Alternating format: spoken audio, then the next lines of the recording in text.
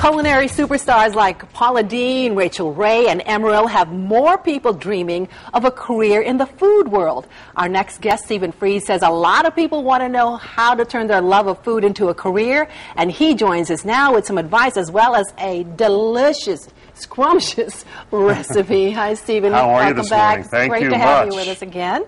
And what are we making today? We're making the Fat Lady Peach Cake, and everybody asked me where that name came from. Well, I did an article recently in my New Haven Register column, and it was on the area where I grew up in New York that got me involved in this industry to begin with. And this woman that owns the restaurant is a psychotherapist by day in New York City and restaurateur on the weekend. She went to the French Culinary Institute, took the baking program, and this is one of her signature cakes that has really given the people out there a new cake to make in their repertoire. Well, let's try get this going then. We have some peaches here. There's about 4 peaches that I sliced, and what we're going to do is we're going to add 2 teaspoons of lemon juice. You can use fresh or from the bottle, not a big deal. And the lemon juice is to do what? It's to just give it a little tartness and to avoid it from turning brown. Okay. So we're going to just mix it around for a bit, and then we're going to just leave that there for a moment.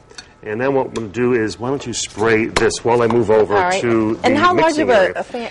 It's an 8-inch springform pan. Okay. And by the way, the recipe that I made here was 1.5 times the ingredients. I like a higher cake. The one that, perfect. The one that will appear on the website will show you just the single, but I double 1.5 times the recipe. So if somebody wants to make it this size, then you want to add it. I'll go 1.5 times. Correct. It'll make it a higher cake. And also, I chose peaches because they're fresh in season. Oh, yes. But use blueberries, use strawberries, whatever fruit that you like. Okay, and we're going to mix some things. Yeah, we're going to mix some things. So why don't you take a cup of sugar. Okay. And then I'm going to take 1 stick of butter. I'm going to put it in there. Okay. This is 1 cup, exactly. 1 cup of sugar. And again, this recipe is not the 1.5 times. This is the 1 time. Okay. Oh, perfect. And we're going to cream this. And then while I'm doing that, if you would crack the 2 eggs. Okay. And while we're doing that, let's talk about how to get into a career into the culinary world. Everybody wants to know that. I did a column recently in Time for people thinking about going back to school on culinary careers, and there are 6 recent books that were published. And what it does, it helps people realize that it's not just cooking in a restaurant or a hotel that could make a career in food. A lot of people don't like those hours, but Irena Chalmers, who wrote the book called Food Jobs, she actually teaches a course in food jobs at the Culinary Institute as well as food writing. She has students tell her, I like rock music. Well, she can't teach them how to be a rock musician, but one of these students of hers became a personal chef for a rock group, crossing the country, cooking for the rock group. Another young lady liked to shop.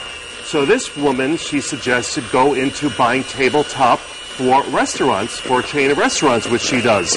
People don't realize that the career in food is just so diverse. We have to think out of the box. Yes, you do. And how tough is it, though, to get into this culinary world? I tell you, if people buy 1 or 2 of those books and read through it, they're going to realize that it's not that difficult. It's really the personality that makes somebody successful in the business. And you got to, of course, love to have to make food. And you all sure the do. Types of things that you sure do. And the Food Network and the other food television programs have done a great job in elevating the career as a viable career. But on the same hand, be careful. It's not as glamorous as the shows make it seem to appear.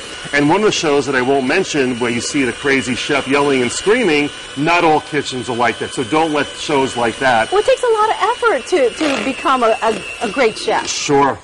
It sure does. Oh, wait, look at this. So we've creamed this very well. We creamed the 2 eggs, the butter, and the sugar. What we're going to do is we're going to measure out 1 cup of flour.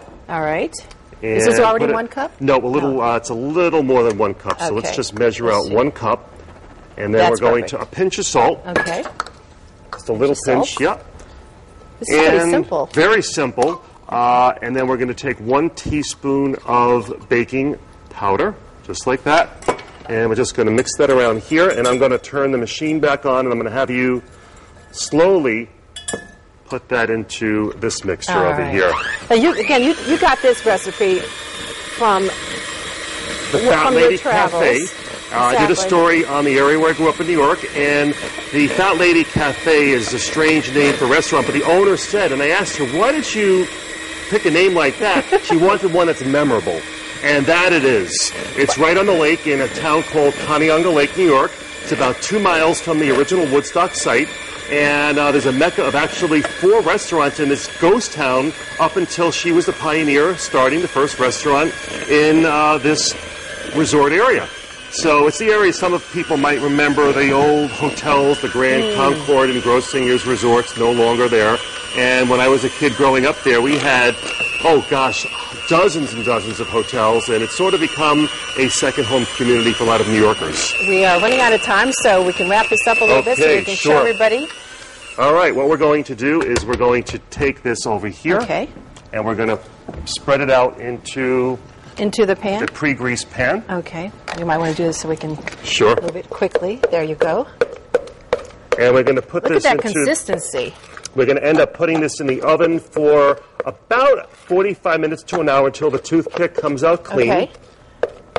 And then we... And then we're going to top it off with the peaches. All right, let's get the peaches in there. Ready?